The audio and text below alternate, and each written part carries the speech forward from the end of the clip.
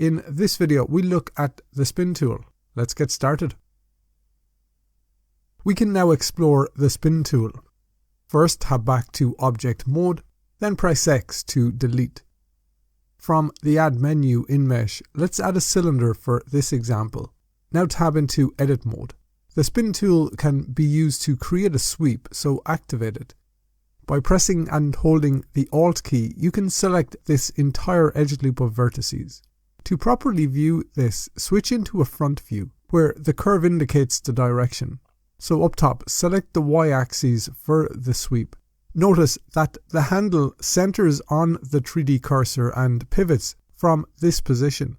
Clicking here will cause the new vertices to overlap, but you can adjust the position of the center afterwards from the options box.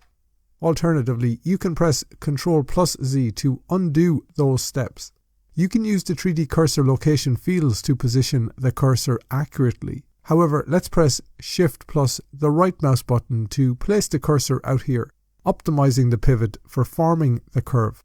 Click on the widget and rotate these vertices. In the angle field, input 90.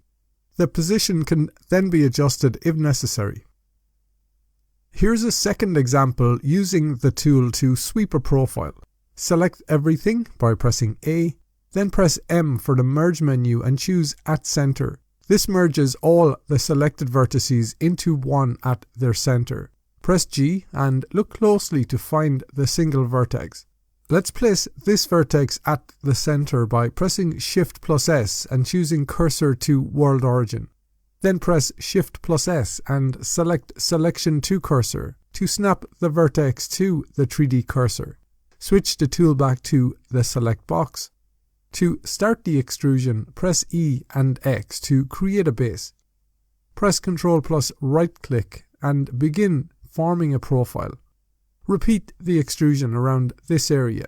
It doesn't need to be highly accurate, just ensure the profile stays to one side of the center line. I can quickly finish the profile here. Now press A to select it all. We can change back to the spin tool. Also, make sure the axis is set to Z up top. As we've seen, the spin tool uses the 3D cursor as the pivot, so ensure the cursor remains centered. Grab the manipulator and drag to create the sweep. The options allow you to increase the angle to 360 and finish the sweep. Make adjustments to the center X and increase or decrease the diameter. Similar to the profile you might create on a lathe, this tool could create some really nice shapes very quickly. Next, let's move on to the Smooth Vertices tool. This tool functions by averaging the angles of the selected vertices. Select everything with A, then click and drag the tool to smooth the shape. The properties then allow you to modify those changes. Following that, we have the Edge Slide tool. Press and hold Alt to select an edge loop around the shape. We can then edge slide the selected edge to reposition. Double tapping G is the shortcut. Edge slide retains the original mesh shape, allowing it to slide along the surface. The Shrink Flatten tool is next, allowing you to increase or decrease the selected edge's size using the tip. Alt+S is the shortcut for this command. The next tool is Shear. The Shear tool lets you shear the selected vertices or face along a chosen axis by dragging. Lastly, the Rip Region tool.